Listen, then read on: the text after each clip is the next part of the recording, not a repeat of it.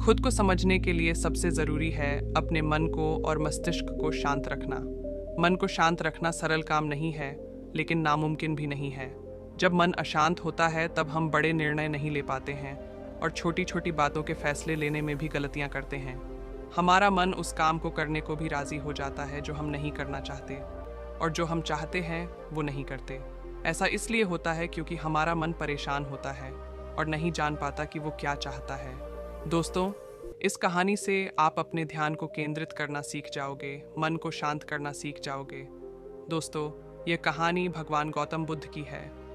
बुद्ध कहते हैं, आप तब तक उस मार्ग पर नहीं चल सकते जब तक आप खुद वह मार्ग नहीं बन जाते। लोग सवाल पूछते हैं, मेरा मन नहीं लग रहा, मैं क्या करूं? मैं मन को शांत करना चाहता हूं, एकांत करना चाहता हूं, मन को साधना चाहता हूं, हर तरह के फालतू के विचारों से मुक्ति पाना चाहता हूं, पर मेरा मन कहीं लगता ही नहीं, वो हमेशा भटकता रहता है। आइए एक कहानी के जरिए से हम आपको थोड़ा इसे समझाने की कोशिश करते हैं। एक गुरु अपने शिष्यों को ध्यान साधना सिखा रहे, तभी एक शिष्य बोला, हे गुरुवर, मैं कुछ समझ नहीं पा रहा, क्या मैं आपसे कुछ पूछ सकता हूँ? गुरुजी ने कहा, बिल्कुल पूछ सकते हो। शिष्य ने कहा, जैसे मैं पानी पीता हूँ तो मेरी प्यास बुझ जाती है, या कोई भी पानी पीता है तो उसकी प्यास बुझ जाती है, तो ये ध्यान के संबंध में ऐसा क्यों नहीं होता? जब हम आपके कहे अनुसार एक जैसा ध्यान करते हैं तो हम में से कोई पहले कोई बात में कभी भी ध्यान की स्थिति को प्राप्त कर ही नहीं पाता। ऐसा क्यों होता है? जैसे पानी से सबकी प्यास बुझ जाती है, वैसे ही ध्यान से सबके ज्ञान चक्षु खुल जाने चाहिए, पर ऐसा नहीं होता है। गुरुजी ने कहा, कल किसी ने भोजन पर हमें आमंत्रित किया है, कल तुम मेरे साथ चलना, मैं तुम्हारे प्रश्नों के उत्तर वही दूंगा। अगले दिन दोनों गुरु शिष्य भोजन के लिए एक धनी व्यक्ति के घर पहुंचे। धनी व्यक्ति की पत्नी ने उन्हें भोजन पर बुलाया था। दोनों भोजन करने बैठ जाते हैं। उन्हीं के साथ उस स्त्री का पति भी भोजन करने बैठा हुआ था।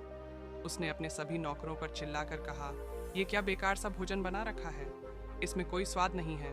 वह भोजन की थाली फेंक कर नौकरों से कहता है कि जाओ, दोबारा ढंग का भोजन बनाकर लाओ। धनी व्यक्ति की पत्नी उन दोनों गुरु शिष्य से क्षमा मांगकर उन्हें भोजन परोसने लगे।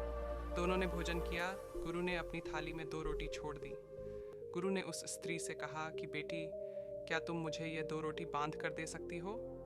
स्त्री ने उन रोटियों को बांध कर दे दिया। उसके बाद दोनों वहां से निकल गए। रास्ते में गुरुजी ने शिष्य से पूछा कि तुम्हें भोजन कैसा लगा?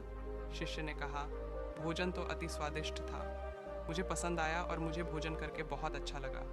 गुरु ने कहा, इससे अधिक तुम्हें और कुछ नहीं लगा? शिष्य ने कहा, इससे अच्छा और क्या लग सकता है गुरुदेव, मेरी भूख मिट गई, मेरा पेट भर गया।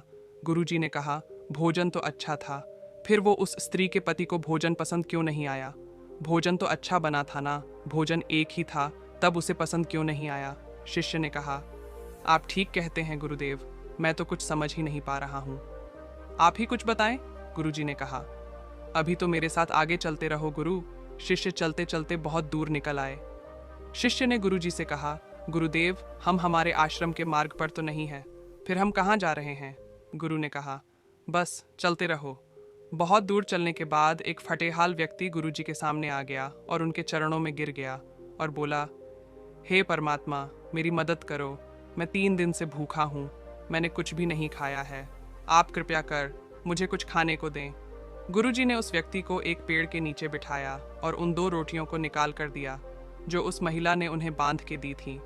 रोटियों को देखते ही उस गरीब व्यक्ति की आंखों में चमक आ गया। उसने तुरंत उन 2 रोटियों को लेकर खा लिया।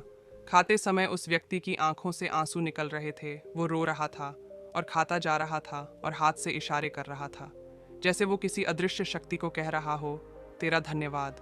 इस रोटी के लिए खाने के बाद उसने गुरुजी को प्रणाम किया और धन्यवाद कहा।